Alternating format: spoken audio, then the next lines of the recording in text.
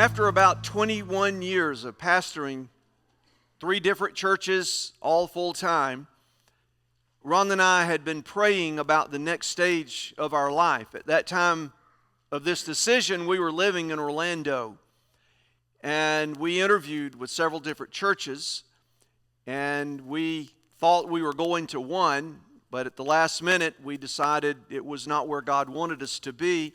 We eventually felt God calling us to plant a church. So we left Orlando and we came back up here. We left all of our daughters in Florida, and they eventually, 2 of them made their way to New York City, and 1 stayed and is still there today. A lot has happened since then. And as I've reflected on my life personally and reflected on decisions that we make, we're all faced with decisions. We make decisions and we do what we believe is right. And sometimes we make decisions to do things that are not right. And so as I've been reflecting this past week, not just on Vacation Bible School, but David's life, this whole series we're in, I look at my life. And Rhonda and I, leaving from visiting my parents yesterday, we had a conversation about our life. We had a conversation about a number of different things. We talked more than we did, meaning listen to the radio. But as we were thinking about it, I've been here over 10 years now. The church plant, we reflected on that. I remember the day we made the decision to close that church plant, and that was perhaps the darkest moment of my life personally. And when I say dark, I mean I was in a very dark place. And I left that world that I had longed for and anticipated with a lot of excitement and enthusiasm. And our marriage actually took a pretty big hit as a result. We argued, and it was a tough time. There was a lot of emotion that went into trying to get the church started. And then when the decision was made, and many of you know the story, I ended up needing a job, and the only job that I could find, because all I'd ever done was pastor. I sold alarm systems for 9 months, and you've heard me say how difficult that was, and I was bad. I'm not a salesman. And it was a very dark time of our life. And then the opportunity to go into full-time hospice chaplaincy ministry opened.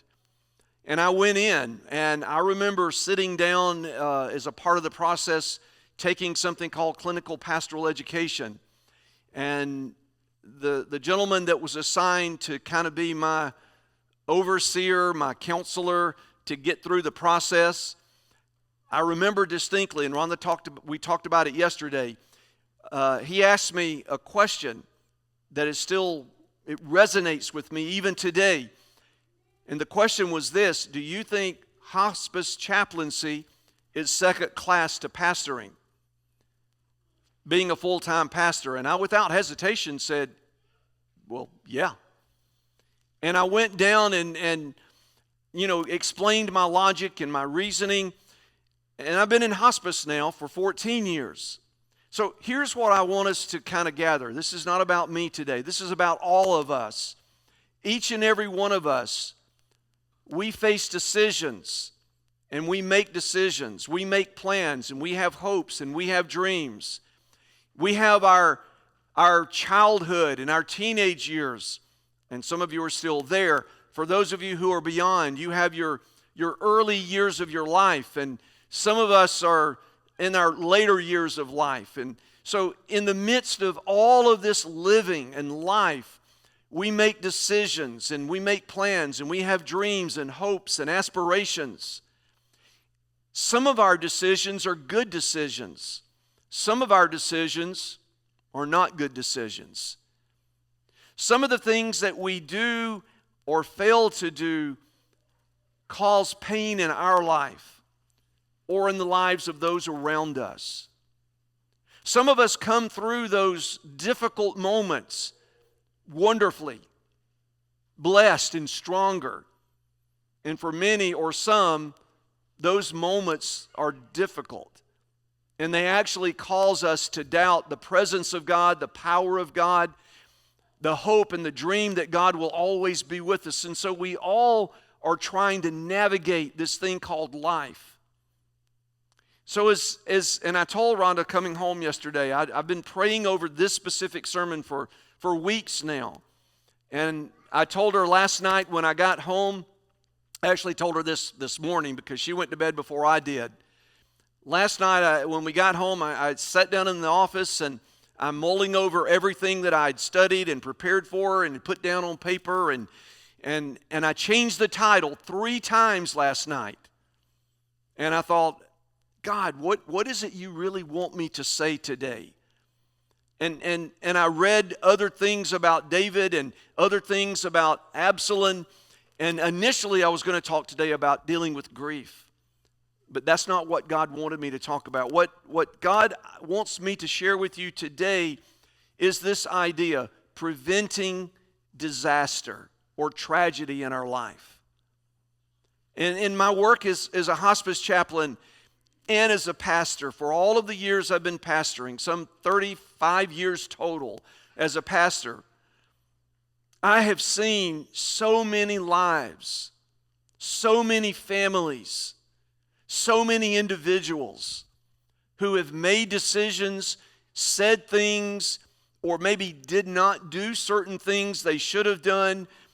I have seen the hurt and the pain that robbed so many people of so much joy and so much peace. And I wish that I had never seen such things. And yet it's everywhere. Here's what I've kind of concluded in this little brain God gave me. Some of the things, if not many of the things that we experience are preventable. Not all of them. There are some things that are not preventable. There are some things that we will experience, you may experience, or I may experience, that it just can't be prevented. It just happens. Bad things happen to good people sometimes.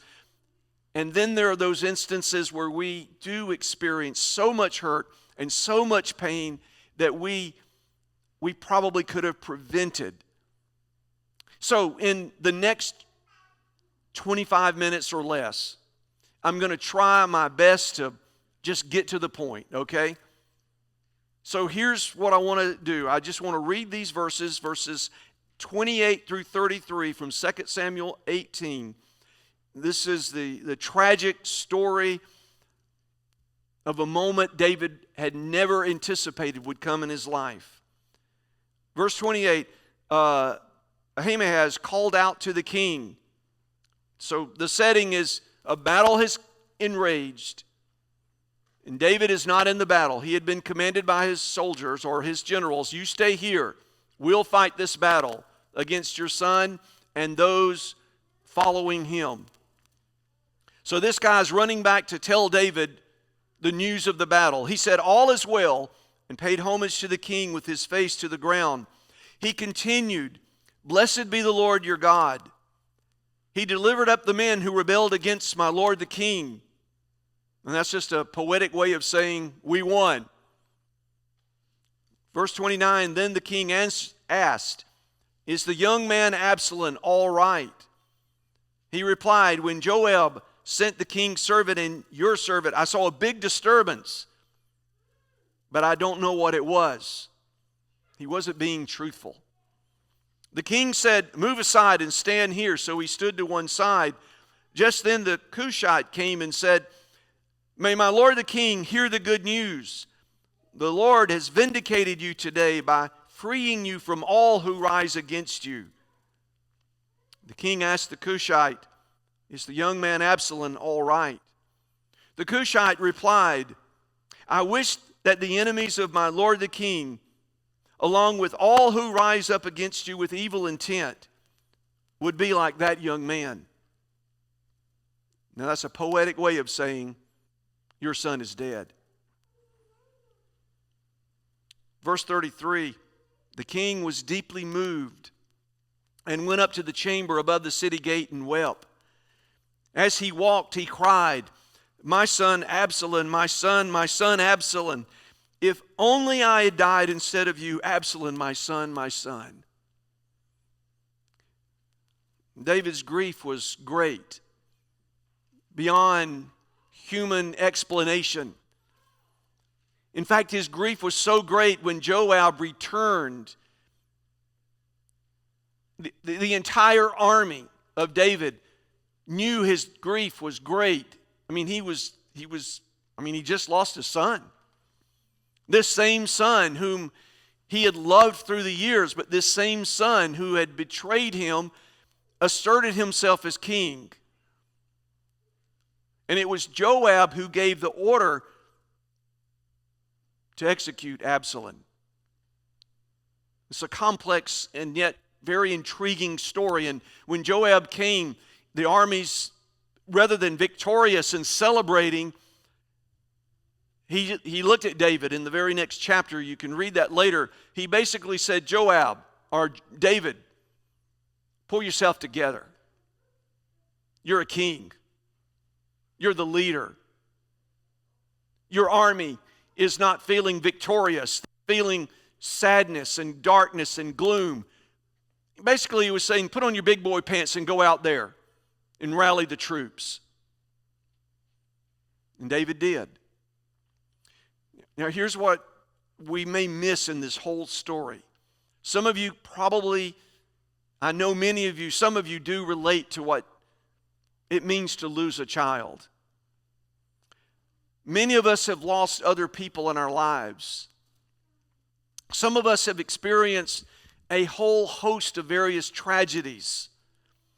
And in this case, I just want to kind of give you the back part of the story so you can have this picture in your mind. In the back part of the story, beginning after David had committed, and we looked at this last week when David saw Bathsheba and decided that he wanted her for himself, and he committed that act of adultery. And then trying to cover it up, he made that decision to then have her husband, in essence, murdered at the hand of the Ammonites. And then when he hid it and buried it, rather than confessing it and dealing with it, Nathan the prophet came. We talked about all this last week, and he basically said, the child who was to be born from that affair will die. And he added to David's judgment from the Lord, not only will that happen, but the sword will come within your own family. And that sword will bring much heartache to you, David. And it will sow discord in your family for a season. This story is, in essence, the fulfillment of David's judgment upon that sin of adultery and the murder of Bathsheba's husband. You see, that was a preventable thing, was it not? You know, we don't often look into, because we can't see into our future.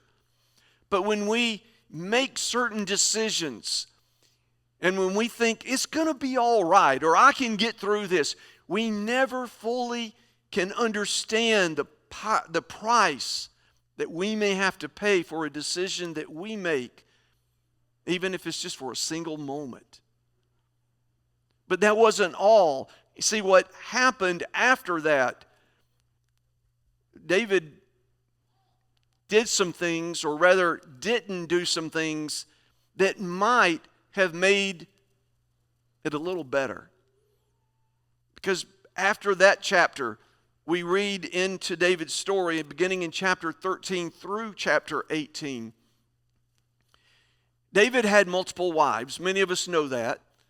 And one of his wives had a son named Absalom, and his sister was Tamar. From another wife, he had a son named Amnon, and Amnon was his oldest son. Amnon looked at Tamar more than once, and he loved her. Now, when I say he loved her, he did not love her as a sister. They were half brother, half sister, but he loved her, and he craved her within his heart. He wanted to be intimate with her. But he knew that that wasn't the cool thing to do. We all know that. In essence, what happened, Amnon made a decision to rape her. And he did. He sent her away in shame. And when he sent her away in shame, Absalom, of course, found out about it. He cared for his sister. And some 2 years passed. And during those 2 years, very soon afterwards, guess who knew about this whole thing? David. David knew what Absalom and Amnon and Tamar had all experienced. It was not a secret. David knew about the rape. He knew about Absalom's anger towards his half-brother. And David didn't do anything. He didn't call his son who committed such a heinous act. He didn't pull Absalom aside and say, "Son, we're going to handle this and we're going to work through this." There was just silence. And some 2 years later, Absalom, the hatred for his half-brother grew to the point where he had his brother murdered brutally in front of all of David's sons. And then he fled, and for 3 years he lived apart from David. And at some point, David in the story said, "I really miss Absalom. I wished I could see him again. I wished he hadn't run away." But David didn't do anything to go after Absalom, and Absalom didn't do anything to try and come home. And finally, Joab got involved, and Joab's a key figure in this whole story. Joab came and basically said, "You need to go get him." And David relented and sent for his son to come home, but he put him in his own house, but he forbid Absalom from coming into the palace. And David refused to see him. Even though he missed him, he wouldn't go to him and see him. And Absalom was angered by this. That went on for 2 more years. And finally, Joab got involved again, and they met. It wasn't a pleasant meeting.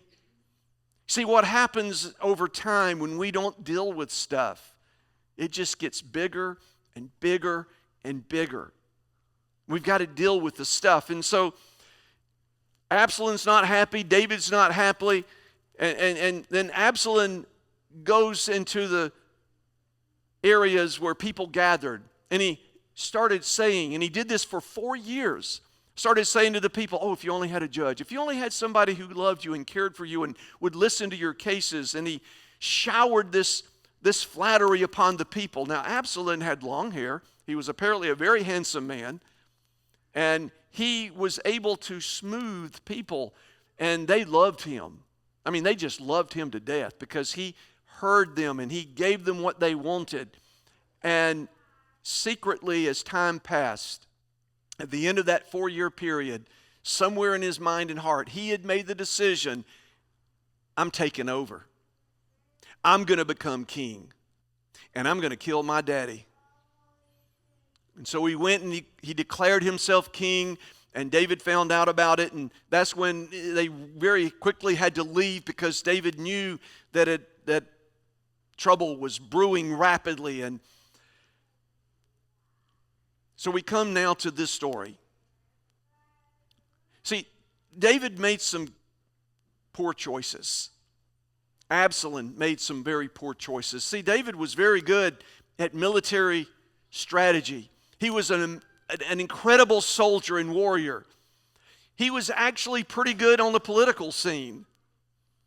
He was great at writing psalms and hearing the voice of God. He was, after all, a man after God's own heart. And yet, David struggled keeping his family together. He had some troubles in that department. But we can't be too hard on David because aren't we a lot like David? We are good at some things and we're not good at other things. And I don't want you today to go, "Oh, I don't want to feel beat up on." I don't want anybody to feel beat up on. I want us today to see that around every corner lurks a potential tragedy in our life, whether it's professionally, personally, within our family, within our church. It doesn't matter. The devil is actively lurking, waiting for a moment to sow in our hearts and our minds an opportunity to break our relationship with God and those closest to us. And that's exactly what happened in David and Absalom's life, and it affected an entire nation. When we look at Absalom, as I said, he was a handsome guy.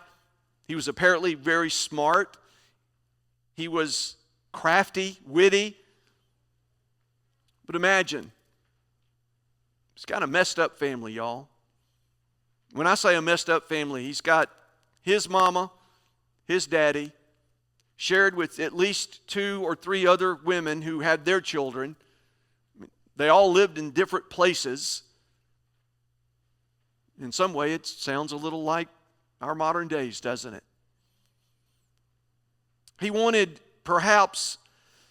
Absalom wanted perhaps some peace, some security.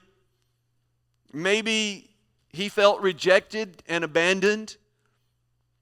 He was obviously angry that David, his father, did nothing when his sister was raped. And then when he took matters into his own hand, which was wrong of him to do that, the seeds just kept sowing all of these seeds. You see, in our lives, every word we utter, every word we don't utter that we should utter, every action we take or every inaction we take, whether it's in our family, our church, our work, our schools, every part of our life, everything we do, we are constantly reaching into the bag of our life and we're throwing seeds out there. Good seeds, bad seeds, good seeds, bad seeds. And all of these seeds are taking root. And those plants are growing. And the harvest is coming. We can never ever forget that. So what is it I want us to understand today? How can we prevent tragedy? It has to do with the seed sowing of our life. The first thing I want to share with you is this. We need to focus on sowing good seeds into our lives. We have to. We're going to sow seeds. We're all going to sow some seeds. But we need to focus on the good seeds. What are the good seeds? I'm just taking this one verse. You can go back and read the few verses before, Galatians 6:9. About the seeds that we sow either to the seed, we sow to our flesh or we sow to our spirit. But look at verse 9, Galatians 6. So let's not get tired of doing what is good. We can grow weary, y'all. We can grow weary of doing what's right. It's exhausting sometimes to do what's right. Sometimes our selfish inner self says and screams, well, what about me? What about my rights? What about what I'm not getting? And when that rears its ugly head, we may very well fail to sow good seeds. And so he says, we need to never get tired of doing what's good. Instead, and this is how I paraphrase this last part. So if you're reading it from your Bible, you're like, that's not what it says exactly. I kind of paraphrase it because I didn't have enough room. At the right time, we will reap a harvest of blessing if we don't give up. See, we can never give up on ourselves, our family, our church, our school, our work, our personal life, our friendships. We can never give up. More importantly, we can never give up on our relationship with Jesus because He gives us what we need to prevent many tragedies in our life. And the tragedy of our life is that we stop sowing the good seeds because we stop doing what's good and right. Now I'm going to tell you, it's not always easy to do good. I've made some great decisions in my life, and I know many of you have made great decisions in your life, but it's not always natural. Sometimes we take the easier road. It's not always easy to take the hard road. Which leads me to the second word of encouragement. When we're wanting to prevent a tragedy, not only do we need to sow the good seeds, but we also need to seek God for wisdom and direction. I think when I look in the mirror, I'm pretty smart sometimes. And then I look at my life and evaluate some things that I've done, and I've thought, that wasn't smart. There are days when I think, you know what? I've got it together. And at the end of the day, I'm thinking, how did that happen? I think we're all there a little bit. And we constantly need wisdom beyond ourselves. I know a lot, but as much as I want to believe I know everything or most everything, I don't. I fail sometimes. Sometimes I may even give poor advice. Sometimes my tongue starts wagging before the brain can stop it. Ever been there? Yeah. There are words that we've uttered and we later think, I shouldn't have said that. And we can't take that back. Wednesday night was, my wife was the primary teacher for all of the lessons for all of the age groups. Wednesday night is also kind of like evangelism night. I was to come in and share with the kids how they could be saved. And on the way to church, I don't even have the word. It happened. It happened unexpectedly and suddenly, without planning, without trying, but I opened my mouth. And I remember the exact moment where we were on the road. And the devil came in the car. In my life and in Rhonda's life, and we were literally yelling at each other. Not necessarily at the same time. It happened. Why? Because the devil didn't want us to do that. Yes, that's true. The devil didn't want me to share the gospel.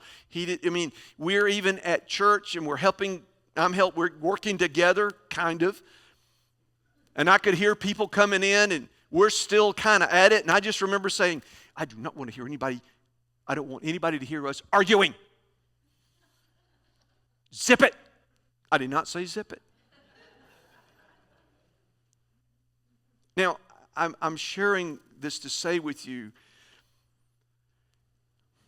most of us know the reality that the devil's out there. We know that.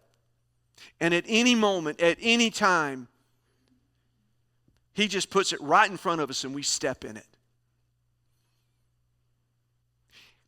We need wisdom.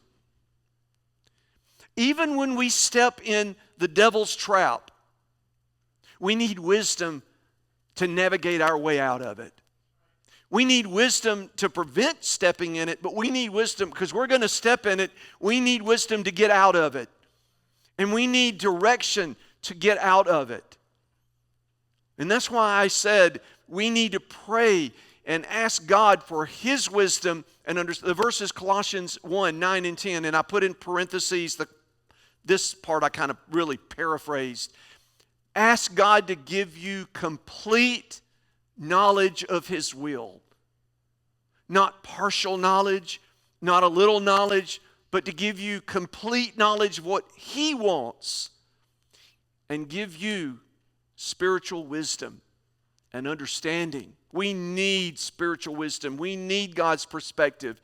We come to life, we come to our family, we come to work, we come with all of the stuff in our life with this understanding that is our understanding. And God says, you need my perspective.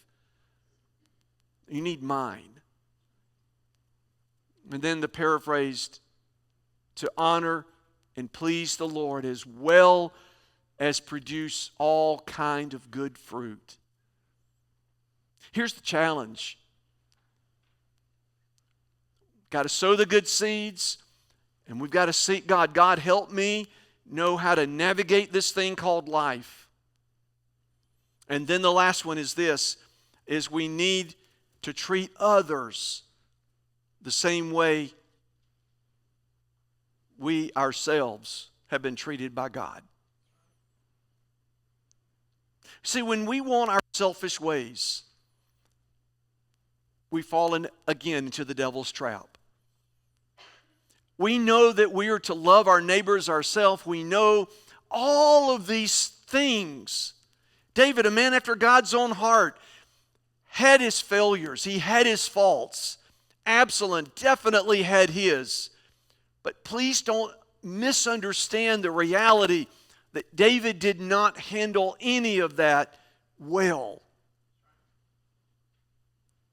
But it didn't mean that he was not a man after God's own heart. See, David is very much like me and you. We all struggle in this thing called life. And rather than beating yourself up, learn to give grace as you have received God's grace. And that is not always easy to do. It's not easy. Colossians 3:13 says it this way, make allowance for each other's faults. We don't want to do that. What do most of us do when we see someone else's fault? When it affects you or me, we want to kind of keep a score sheet, don't we? Do you remember when you did this before? That was not a woman's voice. That was just some weird voice. We don't want to allow someone in relationship with us to mess up. We, in a sense, want to at times expect perfection from those in our life when we ourselves are imperfect. And yet Colossians 3:13 says, make an allowance. Put it in the bank of your heart, in your life, in your mind. Put in a balance and give them an allowance for their faults. Give them that ability to mess up. Because when we all look in the mirror, guess what? None of us are perfect. None of us are perfect. And yet we sometimes expect perfection from those that we are in relationship with. And then the second part of that verse, and forgive those who offend us. You ever heard these words before? Well, I forgive you, but I'm not going to forget it. Well, that's a tough line. Forgiveness means I will not hold the offense that you just robbed from me to your account, because I have made an allowance for you in my mind and in my heart. I need to show you the grace that God has shown to me, and God has forgiven me for all the stupid stuff that I have done, and I'm going to forgive you for all of the things that you do. And I'm not going to throw it up in your face and remind you of it. I'm just going to erase it. And that doesn't mean we don't have conversations. It doesn't mean we don't talk about things. It just means we have to learn as we're seeking God and His wisdom and His understanding of His will, and understanding that we need to be sowing all these good seeds. It means that as we're having the conversations, we're saying we need to work on this. We need to learn to forgive. We need to give each other grace. And then he says, remember, the Lord forgave you, so you must forgive others. And herein is our greatest struggle. So many of the tragedies we experience are self-inflicted wounds because they could have been prevented or maybe at least minimized. But when we fail to deal with relational issues, when we fail to have those difficult conversations, we're heading towards the devil's trap. And we pay sometimes a heavy price. So many times I've told you, I have sat in homes, whether as a pastor or in hospice, of families that went years of brokenness because they couldn't do these things. They refused to do these things. So many times I've heard heartache and hardship of what could have been and what dreams were crashed because they just said, no, I'm not going to go down that road. May God help us to truly love as He loves. And that is one of the most difficult things to do as a follower of Jesus, is to love as He loves. And typically, it's within our own times at church, in our homes, and the people we're closest to. I'm going to close it with this.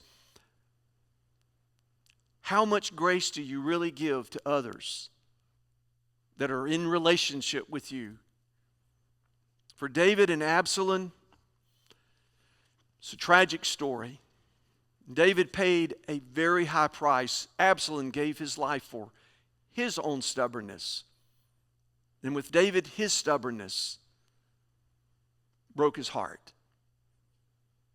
I hope you don't walk down that path because of an unwillingness to have those hard conversations.